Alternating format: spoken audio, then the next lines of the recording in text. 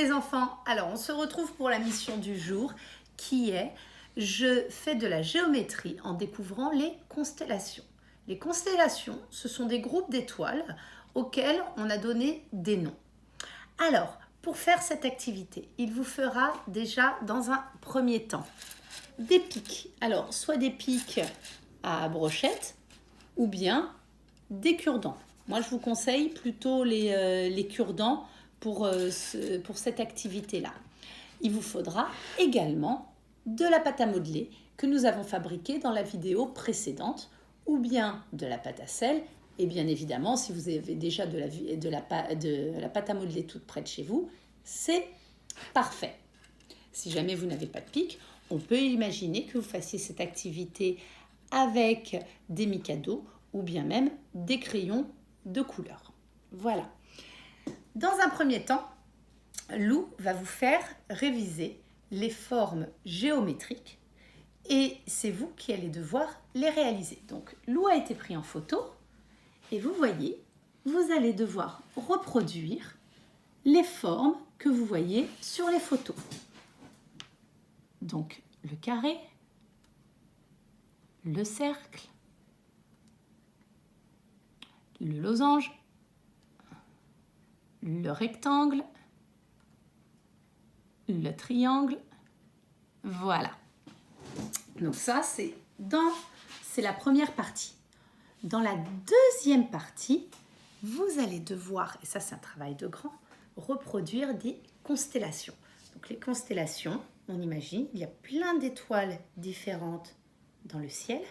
Et pour montrer que c'est un groupe d'étoiles, on a tracé des traits imaginaires, bien sûr, entre ces étoiles. Donc, venez de ce côté-là, les enfants. Je vais vous présenter tout ça.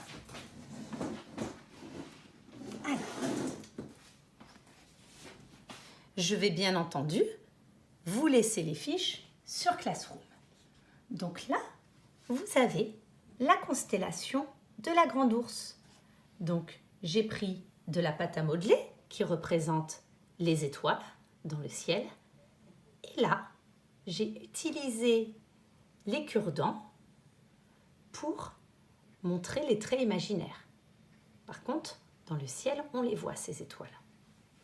Donc, vous devez ensuite, à chaque fois, observer le modèle et essayer de reproduire ce modèle le mieux possible. Là, nous avons la constellation de Cassiopée. Ici, c'est la constellation de la Lyre. Là, nous avons la constellation du Sagittaire.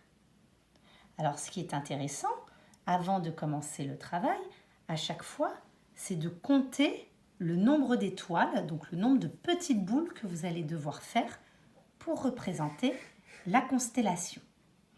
Il est possible, quand on a besoin de tout petits pics, comme ici par exemple, de demander à papa ou maman de casser un cure-dent pour avoir un plus petit trait imaginaire. Là, nous avons la constellation de Céphée. Et ici, enfin, la constellation du Lion.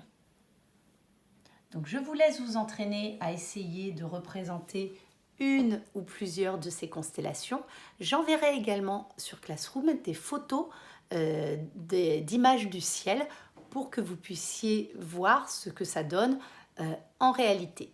Voilà, donc c'est un travail qui va vous permettre de reproduire un modèle. Donc vous allez être obligé de compter, d'observer et de manipuler. Voilà, amusez-vous bien les enfants et à plus tard!